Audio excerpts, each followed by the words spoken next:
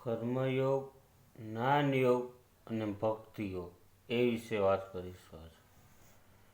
પરમાત્મા પ્રાપ્ત કરવા માટે 3 માર્ગ છે. કર્મયોગ છે, ભક્તિયોગ છે અને જ્ઞાનયોગ છે. બરાબર? જે ભક્તિ માર્ગ અને જ્ઞાન માર્ગ ઉપર જાય હતા એને ભક્તિ માર્ગ અને જ્ઞાન માર્ગ ઉપર જવા દીધા. જેવી રીતે જીવ જે માર્ગ ઉપર અધિકારી હોય તેવી રીતના પર્વતે છે તે માર્ગ ઉપર પકડવો જોઈએ. અર્જુન કર્મ માર્ગ ઉપર અધિકારી હતો. ગીતામાં પહેલા અધ્યાયમાં તેને ભગવાન પાસે સંન્યાસ લેવાની માંગણી કરી, ઈચ્છા ધરાવી, પણ ભગવાને સંપૂર્ણ યુદ્ધ સમયે સંન્યાસ લેવાની ના પાડી. કારણ કે તે કર્મયોગો માણસ હતો એટલે એને કર્મ કરવું પડે એવું હતું. અને વિદુરજી ભક્તિ માર્ગ ઉપર અધિકારી હતા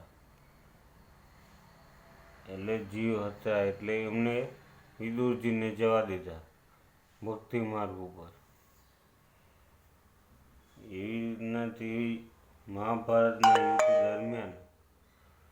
દરમિયાન જે જાત્રા જવાની પૂરે છૂટ હોય તેને એ માર્ગ ઉપર જવું જોઈએ. તેવી જ રીતના જે માનો કે દર્દીની નાડ પકડીને એકને એમ કે તમારે દહીં ખાવું જોઈએ, બીજાની નાડ પકડીને એમ કે તમારે દહીં ખાશો ને તમે મરી જશો. એટલે આ જે માર્ગ ઉપર જવાવાળા લોકો હતા એને જવા દીધા. અમદાવાદથી વડોદરા થઈ, બોડગેર થઈ ને દિલ્હી જવાય, મહેસાણા થઈને અમદાવાદ, મહેસાણા થઈને જવાય. પણ હવે કયો માર્ગ પકડો એ આપણા ઉપર અધિકારી છે. જનક રાજા જેવા તે કર્મ માર્ગ ઉપર પ્રવૃત્ત થયા.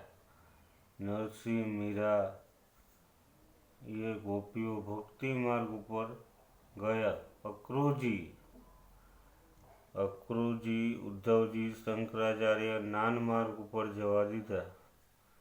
જેઓ અધિકારી નરસિંહ મહેતા ભક્તિ માર્ગ ઉપર ગયા તેમજ તે આખરે ભક્તિ માર્ગ આગળ જતો જ્ઞાન માર્ગને ભેગો થઈ જ જાય છે. બે ભેગા થઈ જાય છે આગળ જઈ, એટલે એમાં કોઈ લ્યું નથી. ને નરસિંહે તો નર્યું જ્ઞાન નિસરે છે. કારણ કે કર્મ માર્ગ બોડગેજ રસ્તો છે અને ધોરી માર્ગ છે, રાજમાર્ગ. અને તે અજ્ઞાની વિજ્ઞાની બધી જ દશકના લોકો જઈ શકે કર્મ માર્ગ ઉપર. એમાં બધા માર્ગ ઉપર જઈ શકે. કર્મ માર્ગ ઉપર એવા માણસો પણ જઈ શકે એટલે એમ વાંધો ના આવે. બરોબર, આજ પૂરતું આટલું. જય શ્રી રામ.